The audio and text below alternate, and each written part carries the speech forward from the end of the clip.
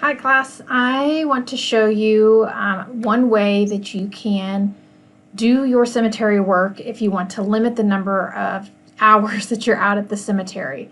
We talked about this a little bit, but I wanted to give you guys a visual of what it looks like to go out. And what I have done for part of my job here is I've just taken the pictures at each of the headstones. I've also made sure to take enough pictures so that when I need to do multiples, I can do multiples there. So I've laid down additional points while I've been out there for things that have been multiple. You can also do it the other way where you just take a single point in a single image, and then in the desktop you would need to duplicate those points and add in a photo for the new point that you did. So I will show you a little bit about both of those pathways. But this is me in ArcPro looking at data that's coming from the cloud. It's coming from our portal. So what I've done here in my map is that I have gone to, so it'll default to be project, I've gone to portal. You're going to probably have to search for Oxford Cemetery, and you're going to want to search in the organization.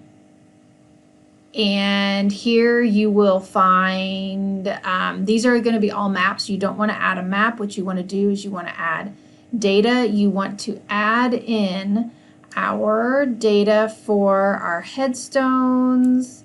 Let's see if I can find it in the laundry list here.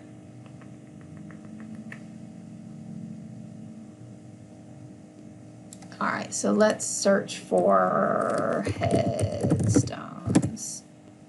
Okay, here we go. Oxford Cemetery headstones. This is the data layer that you want to drag and drop over. When you do that, it's just going to be the default symbology. Remember, these come in binned as a layer underneath the name. So if I turn that on, turn mine off here. So this is what you're going to get. It's going to be symbolized like this, and you can update the symbology by clicking on this layer and going to symbology if you want to update the symbology to show by a unique value so you can discern what has been done and what hasn't been done. All right, so that's where you would pull in that, and then you also need to pull in the data set that is the adjusted imagery. So Oxford Cemetery adjusted. Let's try and search for Oxford Cemetery again, see if we can get that. Unfortunately, I don't think you can filter in here by data type, so we'll see if we can find this. Here we go. Oxford Cemetery 1/29/22, that stands for January 29th, 2022. The adjusted imagery, you're just going to drag and drop it in there, and then I'll turn mine off and turn this one on to prove to you that it is the exact same imagery that's in here. It is taking a bit to think about it. There we go. So there is that imagery that we are seeing there. All right, so I'm going to turn that off and turn mine back on here. All right, so here is my section.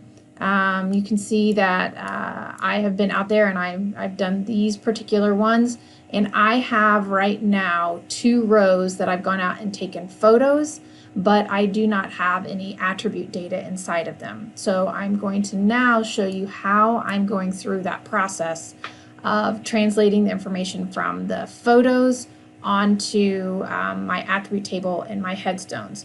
So one thing you can do is you can open up the attribute table for your Oxford Cemetery headstones. When you're in here, it's going to be absolutely everything that you're seeing. You have the ability to drag and drop,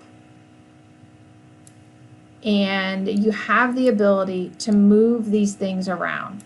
So you'll notice that some of the variables or the attributes, like we've talked about, came through in kind of a goofy order after I created the data set. They weren't in the same order that it was created.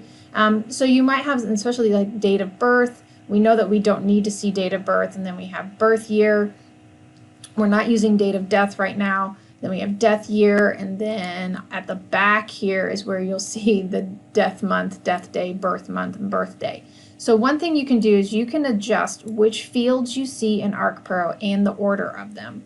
So when you come up to here to data and fields, this is where you're saying which fields are visible within your ArcPro project. This only affects your ArcPro project. So one thing I like to do is just turn off everything and then come back in here, and I'm going to choose the ones that I want to see. I want to see prefix, first name, middle name, maiden name, last name, suffix, nickname. I don't want to see date of death because I know that date of birth, because I know that we can't use that. I am going to choose birth year. We don't want date of death, that DOD, because it's a calendar that we can't use. We do want death year. We need grave status and internment status, veteran status, rank, War I, War II, affiliation, religion, gravestone type, epitaph, multi-person, direction, notes, and then we also need death month, death day, birth month, and birthday. And those are the only ones that we need to see. After we've done that, you do need to come up here and save those changes. They are only being saved into this ArcPro project, so you're not changing data for everyone. So you're going to hit save, and when you come back over to your cemetery headstones, you're going to notice you have a lot fewer things that you're looking at, which is going to be really nice for data entry.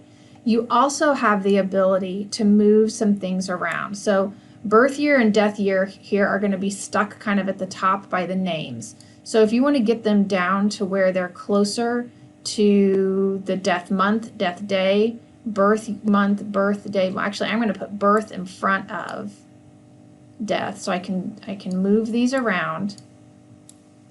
Again, this is only impacting your ArcPro project, and then you can do the same with the death, and you can move those around. You can move these into any place you want. The one thing you cannot do is do not delete fields. If you delete fields, you will delete them for everyone. Do not delete fields, but you can move these things around, which is going to help when you go to do data entry. So let's go ahead and we're going to go through, and I'm going to turn on an edit session. And I'm going to start with this headstone right here.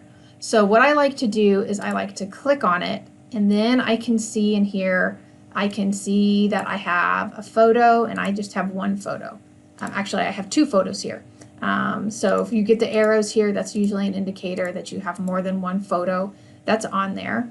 And you can click on the photo here, and what that nicely does is that it will open a photo viewer for you. So now I can see a large version of this photo. So I'm going to, if you have two screens, this becomes really nice. But if you don't, that's fine. You can make it work like I'm going to show you here. You can make it work on just a single screen. All right, so that's where I've grabbed my pop-up information. I don't need this window anymore. What I am going to do now is I'm going to select on this point. All right, and I am going to come up here, and under selection, notice that you have this little thing here that's called attributes. Attributes is just a nice way to open the attribute table. You can always come down here, click on the one that is there, and you can fill out the attribute table. Oh, I'm not selected. Here we go. Sorry, wrong one. Let me collapse this and turn that off. So I can come here, you can fill out the table here, which I like to do sometimes, but for stuff like this where I'm just going to have to go through, I like to see it in this view. And so I can come in here, and I don't have a prefix. I have a first name, Oscar. You're going to see my horrible typing. Oscar right here on the front of this does not have a middle name. No maiden name, last name of Sizemore. No suffix, no nickname. My birth month is March. Birthday is the 9th. Birth year is 1950. My death month was October, day of 13 in 1985. It is an occupied. I'm assuming it's full. We're going to always just put full. Veteran status, I do know that he is a veteran because I know that he has another picture on the back, so I'm going to say yes, but I don't have the picture in front of me at the moment to fill that out. Gravestone type is obviously standing. Epitaph says in God's care.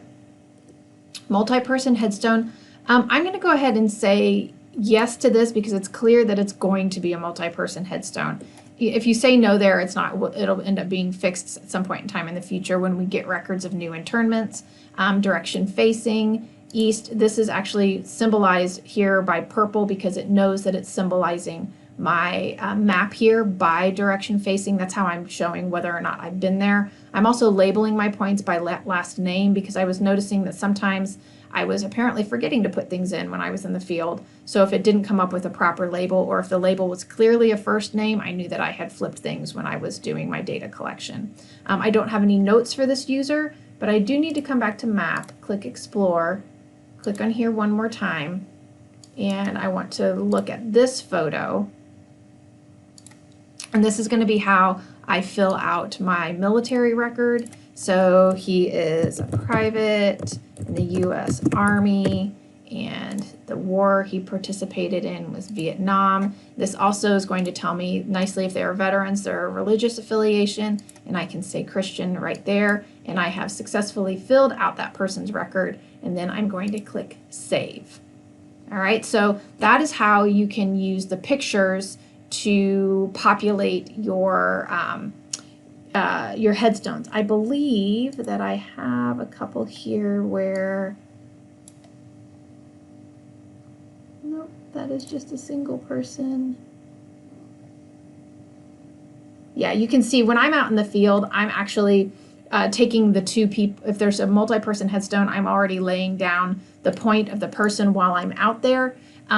If you don't do that, what you'll need to do is you'll need to save these images to your hard drive, and then you will then have to come over to the attachments. If there isn't an attachment, if you've added a new record to this data set in ArcPro, you'll have to add an attachment and pull in that photo from where you saved it. So I've determined for me, I'm just going to go ahead and collect all the points I need out there so that I don't have to do that process. But if you haven't, if you only have one picture and it is a multi-person headstone, the way to get the attachment on there is to click on it in the table, wherever it opens on your computer, save it to someplace on a hard drive there, and then come over, and on the new point, you would add it in. And remember, you add things in on create, and you need to make sure you're clicked on the correct template. You would just do create, and you would come over and you would drop a point wherever it is you need to create it, and you would fill out the table and add the attachment